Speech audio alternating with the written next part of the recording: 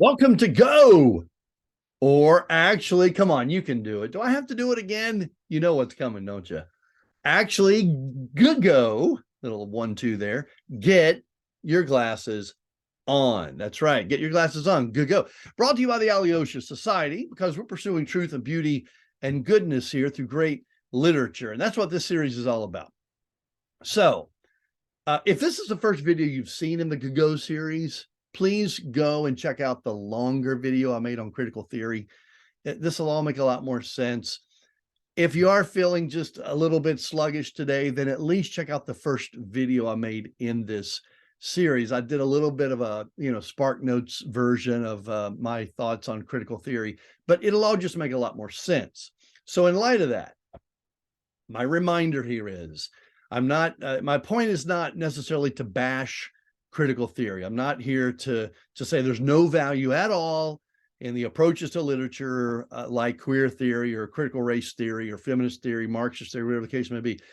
What I am saying is that we shouldn't, throw the baby out with the bathwater, so to speak. We shouldn't discount the value of the biographical and historical context in getting the most out of what we're reading. I believe it will enrich your experience. So, okay, fine. Yeah, in that regard, I am responding to various aspects of the methodology of critical theory, and mainly because I'm concerned about an approach that says, just let the story speak to you, and whatever it says is true and valid and correct, whether or not it's really there.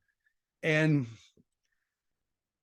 I'm just uncomfortable with that kind of relativism when we're approaching a text. So I'm emphasizing here the value of what we call the historical biographical approach in reading literature. Okay, topic of this video.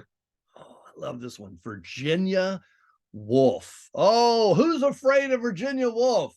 I'm terrified. No, just kidding.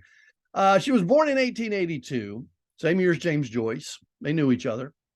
She was raised by a father who seemed to be much more concerned with his own academic career than spending time with Jenny, as they called her. And he was a serious scholar, and he was well known. But, it is what it is, sort of the distant, cold father routine. Her mother died when she was 13 years old. That had a huge impact on her life. But what really impacted her tremendously, her dad married 4 years after the death of her mother, remarried. And apparently Virginia was sexually assaulted by 2 of her new half brothers. So sad story. There's a lot of tough stuff to digest in Woolf's life. And I think overall her biggest struggle, and this was long term, most of her life, she struggled with mental health issues. She attempted suicide 4 times. And unfortunately, she was successful on the 5th. She gathered up a number of rocks, sort of bigger, heavier rocks, filled up her coat with these large rocks, and walked into the River Ouse and drowned herself. So anyway, sad story, sad ending to a remarkable life and a genius of an author. But let's get to her bios here. So let's talk about autobiography in her novels. Way too much to cover in this brief video. I'm just going to give you a few examples because they're all over the place. The first one, Jacob's Room. Jacob's Room is meant to honor her brother Toby, who died of typhoid in 1906, I think it is. So that's one to take note of. That's a good one. Let me see. Yeah, let's do Mr. Ramsay in To the Lighthouse. Was probably modeled after that selfish, distant father I mentioned earlier, who's more concerned about his own career than he was about his daughter.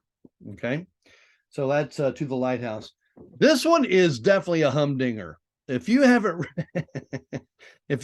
read Orlando, I'm not going to say anything here, but she dedicated Orlando to a woman named Vita Sackville West, and she was dear friends with Vita and probably also in a romantic relationship with Vita.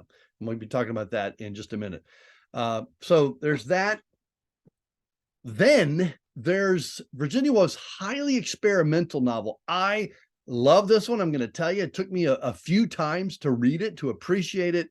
The artistry and the genius and the beauty of what she put together here. It's the waves are basically 6 voices that just speak throughout the novel. There's no real narrative. You're just hearing these 6 voices, but they represent 6, actual individuals in Woolf's life, and one of them is Virginia Woolf herself. So that's a fascinating read. Okay, let's get to the biography. I don't really have, I guess I do have 2 biographies, but only one of Virginia Woolf. And I've really enjoyed it. This is this biography written by a professor of English at Oxford. As far as I know, she's still living. Looked her up a few months ago, and it looks like she still has a career teaching at Oxford. Hermione Lee.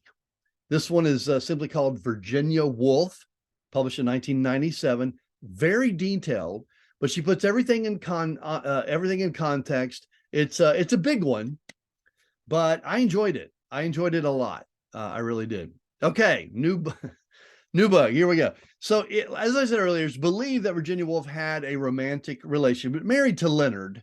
Okay, I'm going to be talking about Leonard in a minute, but she was married to a man, but it's believed that she had a romantic relationship with Vida Sackville-West, who was also actually an accomplished writer herself. So I mentioned this one because sometimes following friendships and family members can shed even more light on the author that you're studying. So this is Victoria Glendinning, who wrote a biography of Vida Sackville-West. I enjoyed it. Okay, this next one's kind of kooky. I got to tell you about it, and I'm going to try to be as honest as I can. I kind of sort of purchased this almost as a joke. It's a 5-volume autobiography by Woolf's husband, Leonard Woolf. I mean, I thought to myself, who writes 5 volumes about himself? So I had to have it. I bought it, and I was just like, okay, this is going to be a joke. And I started reading it. And then the joke's on me, because I could not put it down. It was so interesting. It's kind of like a travel log in some way. He traveled around. He was a civil servant in Sri Lanka. And his descriptions got me so interested in Sri Lanka, I ended up going on a Sri Lanka craze for a while. Now, look, I'm not sure if it's going to help you better understand Virginia Woolf, but I thought I would just throw it out there. I really enjoyed it. So there you have it, guys. Go. Get your glasses on. If you have any feedback on Virginia Woolf, other biographies that have been helpful to you, I'll be glad to pass them along. Shoot me a note, Bruce@AleoshaSociety.com.